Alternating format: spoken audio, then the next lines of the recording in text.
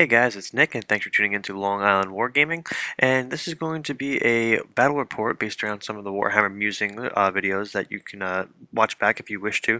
But really, this is a rules test on Tomb Kings, allowing them to have a march ability within 12 inches of their Hierophant, their general, and that's essentially the only rule that we had added. So anyone within 12 inches can march, and then Winds of Magic or the Desert Wind spell work as normal. So I decided to see how the marching effects would work. Ryan played my Tomb King army, so I played an army that wouldn't really be moving. So instead of boring you out with the Lead Belcher army, I took out my Dwarves. They don't really move too much, but you'll see how that goes. So yeah, 2,500 points. And this is Dwarves versus Tomb Kings, modified Tomb Kings. So my Dwarf army is barely painted, and my Tomb King army is completely unpainted. So I apologize for that for people that only want to watch Battle Report painted armies. There are not painted armies here. You can see all the heroes that are in the middle there. Those are all the heroes that Ryan brought. He brought the Hierophant. He had two casters. He brought some Tomb Princes too, which is pretty cool. So I have a ton of runes, but I'm not really going to go through them. There's a bunch in the war machines, a bunch on the heroes, but it's really not about that. It's more about to see how the Tomb Kings would work with the march. So left to right on my side, there is a stone thrower, then a cannon, then a big block of hammers. They're not in horde formation. I think they're short, maybe ranks of 8. I'm not sure why I did that, but whatever. The Ironbreakers, the organ gun, 30 warriors, hand, weapon, shield, and organ gun, 30 warriors, hand, weapon, shield, and then some crossbowmen. So Ryan's running a proxied Screaming Skull Catapult, which is on the back line. There's the Casket of Souls, another catapult's off screen on the mountain to the right. 2 units of chariots on each side of the flank. He didn't know if he wanted to do 1 unit of 6 or 2 units of 3. It works out better this way because the cannons can knock out those units of 6 a lot more easily.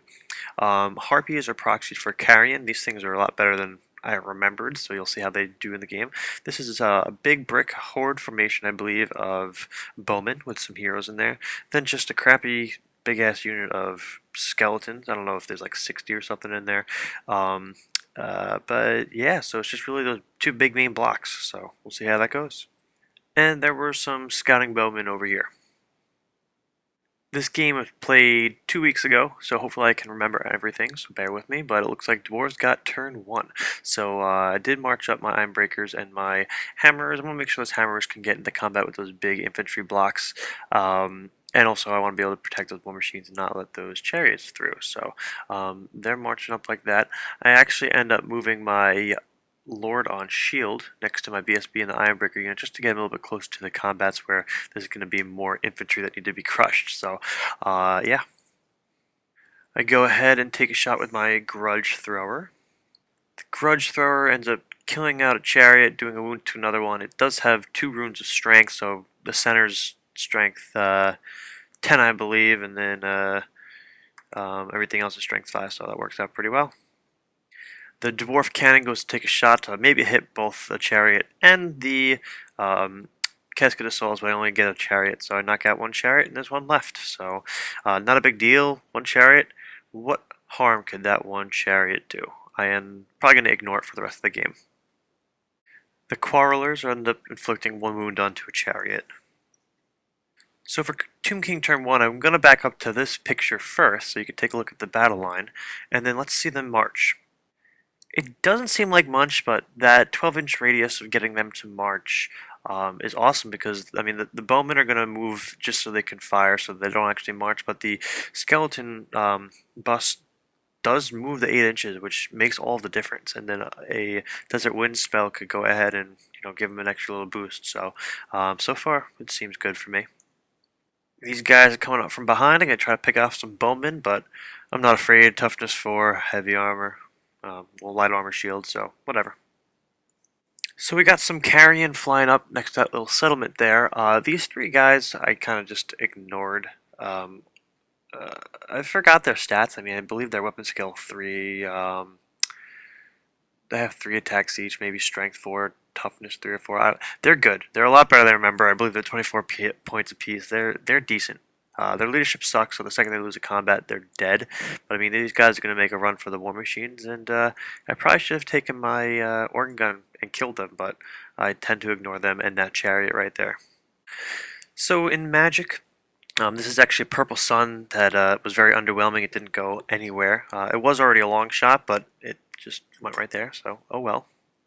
The rest of Ryan's magic was all denied because with my dwarves, I'm stealing one of his power dice. I'm getting, I have a rune smith in there, so I'm getting an extra dispel dice. So it's a pretty good magic phase for me in terms of dispelling and whatnot. So this is a Screaming Skull catapult dropping onto the cannon. He goes ahead and does 3 wounds, which is pretty awesome. Good for him. I do have an engineer in there, so I've got 4 guys, and if I remember correctly, that means he has an extra wound. Let me know if I did that wrong, but he has 4 wounds, so he actually doesn't kill the cannon.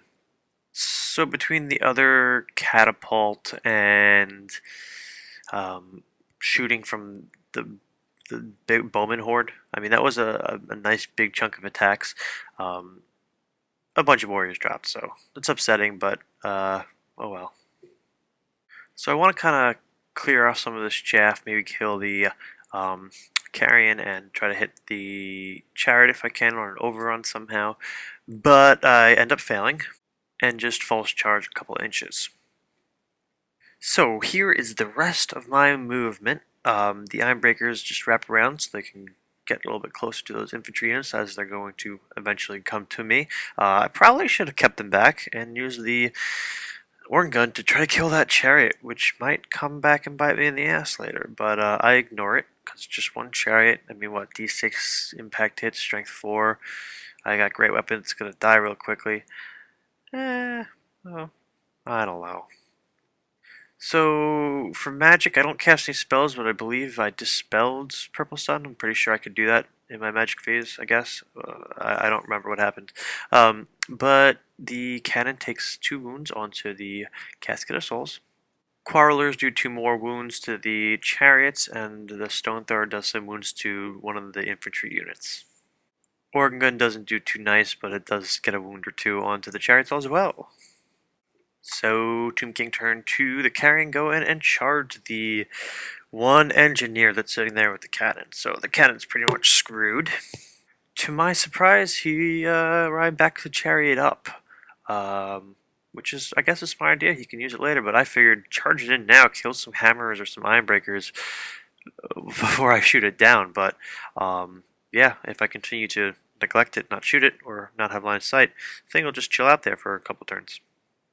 These guys jump around, but they don't really do much. So here's his marches. Everyone just moves on one up. The archers only move 4 inches so that they can shoot. The skeletons go ahead and march. At some point, Ryan's going to run into some trouble. He wants to get these guys into a horde formation to maximize attacks, but it's hard to reform around the center with the other units so close, so that ends up being an issue throughout the game. So in Magic, Righteous Smiting actually gets off, which is pretty awesome because all these guys are going to have multiple shots too, and then all the volley fire shots. It's pretty cool. A lot of shots are actually going to be coming out of this unit, so that's an interesting move. Desert Wind also gets off successfully, so there is some movement and there is some bodies pulled back onto the battlefield. Well, with all those shots, I think it was like 60-something shots from that unit of archers, only 3 guys died. I mean, it's rough. It's 5s to hit, of course, with the magic arrows. Then it's 5s to wound, toughness 4, and then I've got a 5-up armor save. So it was just messy. I figured with all those shots there would be more dead guys, but I lucked out. Somehow, these 5 guys were able to kill just as many dwarf quarrelers. I'm surprised. It's crazy, but it happened. So this is Dwarf turn 3. This is my movement. Just do some shuffling around, get the hammers into position. I mean, he does have a handful of shooting and magical stuff that can hurt me, but I don't want my guys sitting around too long, not getting into combat, so that's why I'm actually moving my dwarves. Plus, I don't want to make for a cheated game. I do want to see how this marching Tomb Kings work out, but yeah. The organ gun blows up. I somehow shoot down another chariot, so there's only 1 left. And I believe that chariot next turn tries to charge the archers, just my quarrelers, to just do some impact hits, but I end up killing it with counter shots, and yeah. And the grudge thrower gets a couple guys. It looks like Ryan pulled off 5 guys from the back. And that is probably going to be the last shot that the Grudge Thrower gets to make, since it's now in combat with Carrion for Tomb King's turn 3. There's that counter shot I was talking about. The Chariot is now dead. These guys are still poking around. And here are some remaining moves. So Ryan's trying to stay out of my charge ranges. He does get that block of Spearmen to get into not quite horde formation, but definitely bigger ranks. It looks like ranks of 7 now. So he's going to slowly make it a little bit bigger and move it around so he can get him into an effective combat block. For skeletons, I don't know if you can ever say effective and skeletons in the same sentence, but you know what I mean. Smiting successfully gets off again, so there'll be a whole volley of shots coming through. Some of these spells get through because I'm more worried about, say, Purple Sun from the Death Magic than I am worried about this Lore of Nikahara spells that are going to generate a couple guys back to life, but give them some extra bow shots, which in theory should do a lot better, but after seeing only 3 hammers drop last time, I'm not too, upset. Purple Sun is casted, but I do dispel it, so yeah. Skeleton archers do a bit better and kill 5 hammers this turn, so yeah, a little bit better shooting. The carrion actually do like 1 wound, but I'm stubborn. I don't do any damage back, which is kind of pathetic, but yeah. Not entirely sure what happened in my turn 4. I mean, I did some shooting, but I don't remember. So yeah, on to Tomb King turn 4. These guys show up. Forgot to mention about them earlier, but yeah, they're here to have some fun. I think I remember slightly what happened in my turn 4. I tried to make a charge, but I false charged, which put me really close next to that well. I think I needed to roll like a 4 or 5, and I rolled really shitty, so that put me in a tight position. I wanted to get in there on my terms, not on his, but now that he got both units in, and the freaking Chariot, which I've ignored the whole game, which I keep bringing up, and I regret not touching him or shooting him, but yep, he'll get some impact hits and a flank charge. Here's a clean shot of the battlefield. The Stone Thrower, I believe in my turn 4, also freed up. It did a wound to the carrion, and they failed their leadership test, which is great. The Spearmen, or Warriors, I forgot what they were equipped with, are now ready in Horde formation, so Ryan finally got that reform off. And this is where the game starts to get a little messy for me. Ryan successfully gets off Soul Blight onto my hammers, which sucks.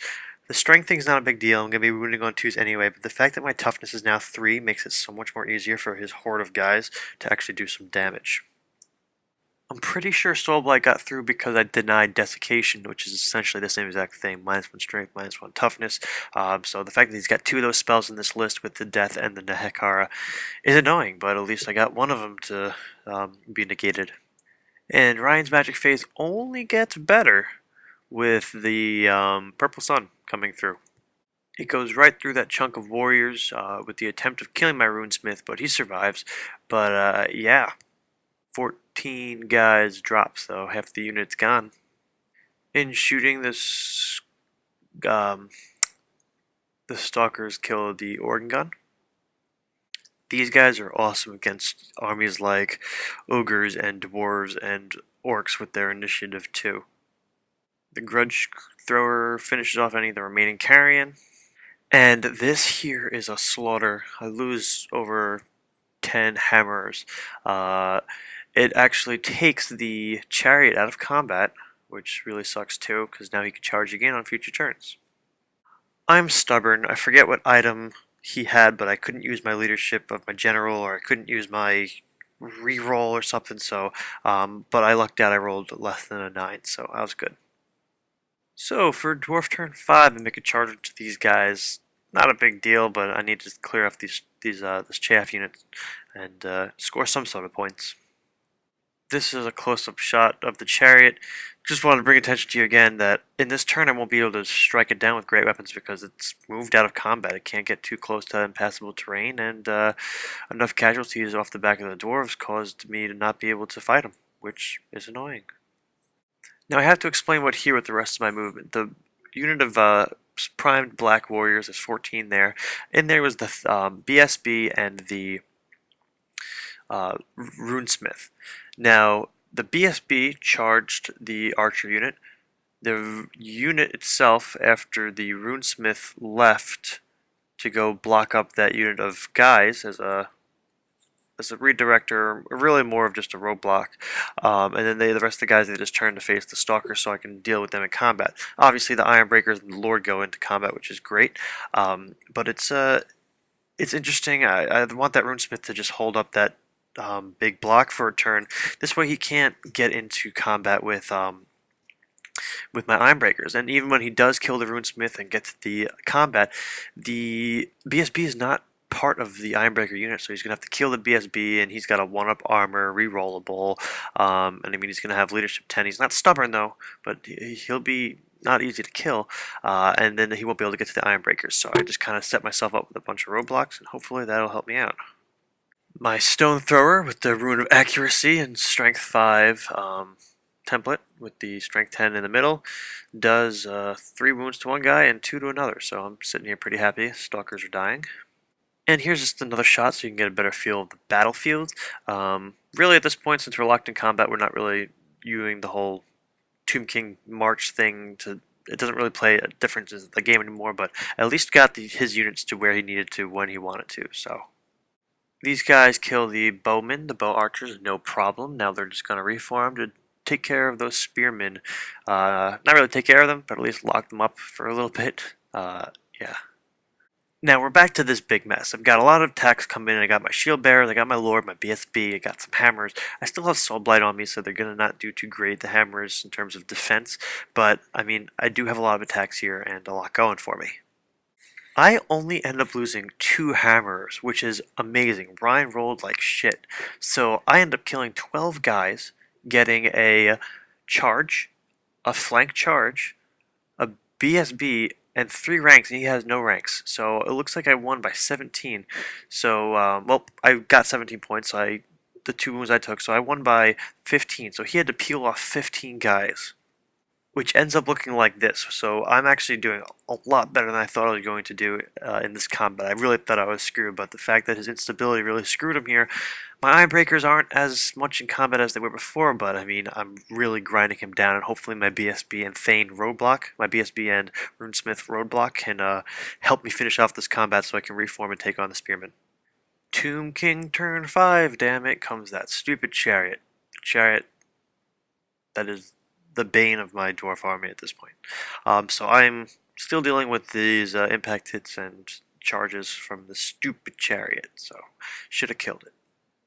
So my runesmith gets charged, but he'll end up in a challenge with one of the tomb princes. I think there's 2 tomb princes actually in that unit, so hopefully he'll roll snake eyes.